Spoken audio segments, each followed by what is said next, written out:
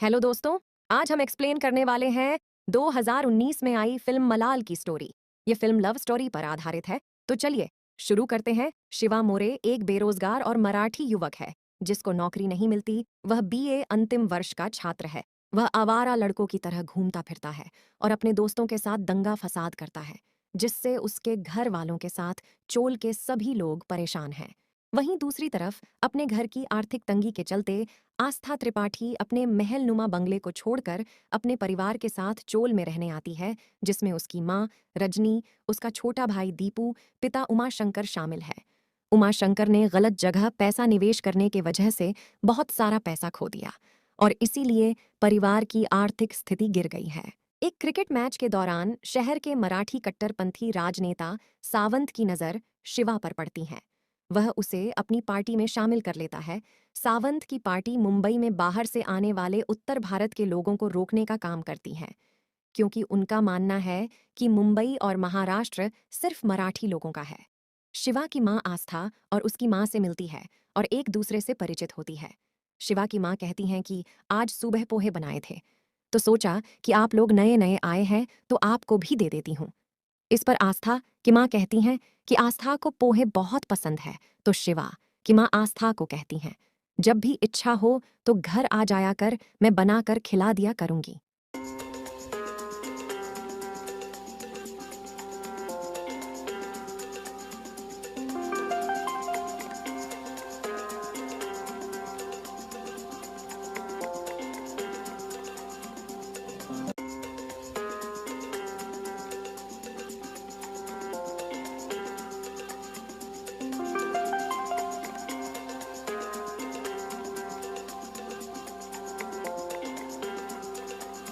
आगे हम देखते हैं कि आस्था और स्वाति कॉलेज जा रही है। वहीं रास्ते में शिवा और उसका फ्रेंड नंदू और बब्बन खड़े होते हैं। बब्बन आस्था को इम्प्रेस करने की कोशिश करता है। बब्बन उनको बताता है कि इसका पूरा नाम आस्था त्रिपाठी है। यह बहुत बड़े कॉलेज में पढ़ती है। दरअसल उसकी आस्था पर नजर होती है, जबकि शिवा उससे हमेशा झगड़ता रहता है। और जब उसे पता चलता है कि यह महाराष्ट्र से बाहर की रहने वाली है, तो वह चोल के मालिक भोंसले को फोन करता है और उसे आस्था से मकान खाली करवाने के लिए कहता है, नहीं तो कोई नाटक हुआ तो उसका जिम्मेदार वह खुद होगा। आगे हम देखते हैं कि आस्था के माता पिता और आदित्य के माता पिता बैठे हुए हैं और वे पूछते हैं कि नए मकान में कोई परेशानी तो नहीं होती।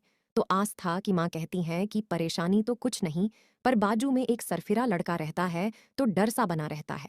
इस पर आदित्य की माँ कहती हैं कि इसमें इसमें डरने वाली कौन सी बात है, अब तो आदित्य आ गया है। वह यहाँ आपके पास आता जाता रहेगा। और फिर वो आस्था और आदित्य की शादी के बारे में बात करने लगते हैं। और आदित्य की माँ कहती हैं कि तुम आस्था से बात कर लो, हम आदित्य को पूछ लेते हैं। इस पर आस्था की माँ कहती हैं कि आदित्य इतने साल अमेरिका में रहकर आया है और हमारी स्थिति भी पहले जैसी नहीं रही। इस पर आदित्य की माँ कहती हैं कि आस्था जैसी लड़की हमें और कहाँ मिलेगी।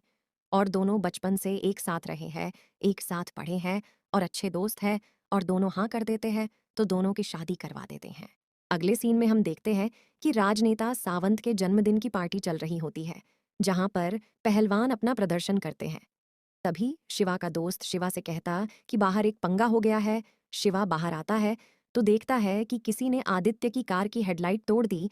तो आदित्य उस आदमी से हेडलाइट के पैसे मांगता है। तब शिवा उसको समझाता है कि गलती से गाड़ी टकरा गई होगी और आदित्य को वहां से जाने के लिए कहता है, नहीं तो गाड़ी का और कुछ भी टूट जाएगा। तभी उसकी नज़र गाड़ी में बैठी आस्था पर पड़ती हैं और आदित्य गाड़ी लेकर वहां से चला जाता है। अब शिवा का घर दिखाया जाता है, जहां आस्था बैठी हुई है। तो शिवा का पिता आस्था से पूछता है कि तुम कहाँ तक पढ़ी हो। तो आस्था बताती है कि वह सीए कर रही है। इस पर शिवा की माँ कहती है कि हमारी सोनू को भी ट्यूशन दे दिया करो। तब आस्था कहती है कि सोचकर आपको बता दूंगी, फिर वहां से चली जाती है। अगले सीन में शिवा और उसके साथी गणपति महोत्सव के लिए आस्था के घर चंदा मांगने आते हैं। जब आस्था उनके चाहने के अनुसार पैसे नहीं देती है, तो आस्था कहती है कि फिलहाल हमारे पास इतना ही है, और कहती है कि चोल में और दूसरे घर हैं, उनसे मांग लो। तब वो वहां से चले जाते हैं। आगे दिखाया जाता कि चोल की छत पर आस्था बच्चों को पढ़ा रही है। तभी वहां शिवा और उसके साथी दारू पीने के लिए आते हैं और बच्चों को वहां से जाने के लिए कहते हैं, पर आस्था उनको रोक लेती है और शिवा से कहती है कि चंदे के पैसों की दारू पी रहे हो, तुमको शर्म नहीं आती? तब शिवा बोलता है कि हम मराठी के अलावा इस चोल में किसी को नहीं रहने देते। इस पर वो कहती है कि मैं इंडियन हूँ, मैं कोई विदेश से नहीं आई, मेरा भी जन्म मुंबई में हुआ है। और तुम ये फालतू के काम करने के बजाय कुछ बनकर दिखाओ ताकि घर वाले और सभी लोग तुम्हारी इज्जत करें। अगले दिन गणपति महोत्सव मनाया जा रहा है, जहाँ शिवा और आस्था की आंखें चार होती हैं। कल की बातों का शिवा पर काफी असर होता है और दोनों एक दूसरे के नजदीक आने लगते हैं। एक दिन आस्था स्कूल जा रही होती है तो शिवा उसे कह देता है कि उस दिन तुम्हारी बातें मुझे अच्छी लगी और हम सब इंडियन है आस्था। उससे कोई बात नहीं करती। शिवा को रात को नींद नहीं आती, पूरी रात आस्था के बारे में सोचता रहता है। अगले सीन में दिखाते हैं कि आस्था को देने के लिए शिवा लॉकेट खरीदता, पर उसे आस्था को देने की हिम्मत नहीं होती। अब दीपावली का दिन दिखाया जाता है। आस्था के पास आदित्य आता है और वह पूछता है कि शिवा तुमको परेशान तो नहीं करता? इस पर आस्था मना कर देती है, पर आदित्य को शक हो जाता है कि इन दोनों के बीच कुछ तो चल रहा है। तभी वहां पर शिवा आता है और आस्था को लॉकेट देकर चला जाता है। अब आदित्य को यकीन हो जाता है। आदित्य शिवा को सबक सिखाने के लिए गुंडों से पिटाई करवाता है, लेकिन शिवा उन गुंडों को बुरी तरह मारता है।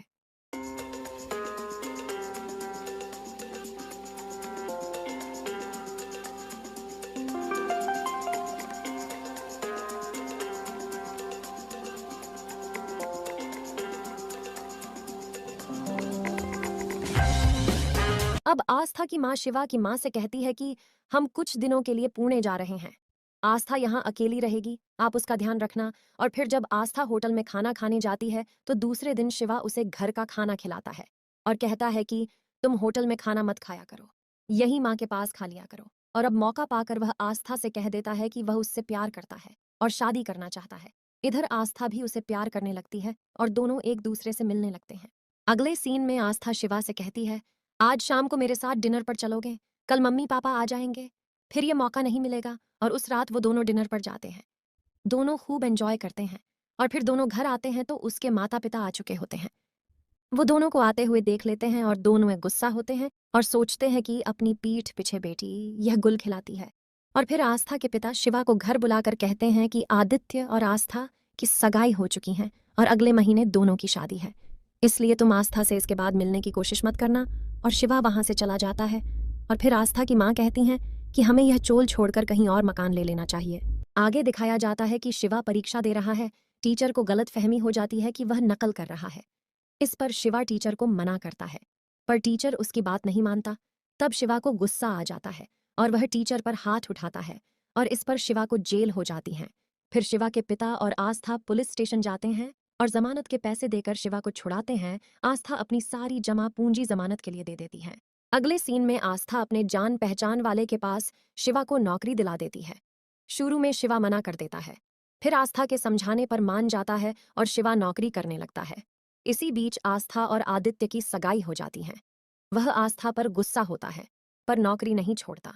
और एक दिन आस्था और उसका परिवार दूसरी जगह शिफ्ट हो जाती है। यह बात जब शिवा को पता चलता है तो वह वहां पर पहुंच जाता है। आस्था के पिता शिवा से कहते हैं कि आस्था तुमसे प्यार नहीं करती, लेकिन शिवा नहीं मानता।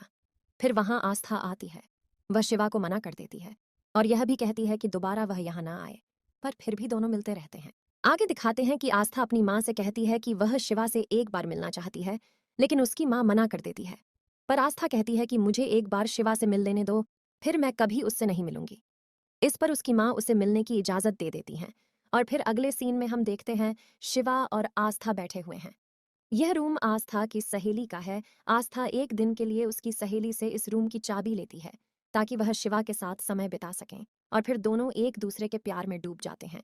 शिवा आस्था से शादी करने को कहता है, पर आस्था शादी करने के लिए मना कर देती हैं और कहती हैं कि मैं तुम्हारे प्यार के सहारे जिंदगी काट लूंगी, पर मैं तुमसे शादी नहीं कर सकती। इस पर शिवा कहता है कि तू तो जिंदगी काट लेगी, पर मेरे से तेरे बिना नहीं जिया जाएगा। मैं तेरे बिना जीवन की कल्पना भी नहीं कर सकता। इस पर आस्था कहती है कि पिताजी को 2 बार अटैक आ चुका है, दीपू अभी छोटा है और माँ जैसे तैसे घर को संभाल रही है, और मैं तुमसे शादी करके अपने पिताजी की मौत का कारण नहीं बन सकती। और फिर आस्था शिवा से घर चलने को कहती हैं और दोनों रूम के बाहर आ जाते हैं। और अब आस्था शिवा से कहती हैं कि अब हम कभी नहीं मिलेंगे। शिवा कहता है कि मैं तुम्हारे पिताजी से बात करूंगा, वो मेरी बात मान जाएंगे। आस्था कहती है कि वो नहीं मानेंगे। और आस्था यह भी कहती है कि जो तुमको निकम्मा कहते हैं उनको कुछ बन कर दिखाओ। और फिर अचानक आस्था को याद आता है कि रूम की चाबी वह अपने साथ ले आई है, तो वह शिवा से कहती हैं कि तुम यहीं पर रुको, मैं मेरी सहेली को रूम की चाबी देकर आती हूँ। और जैसे ही वह रोड पार कर रही होती है, एक ट्रक उसे टक्कर मारकर चला जाता है। यह देखकर शिवा के होश उड़ जाते हैं और वह तुरंत दौड़कर आस्था के पास जाने लगता है। और वह भी एक कार की चपेट में आ जाता है और दोनों घायल अवस्था में रोड पर पड़े होते हैं।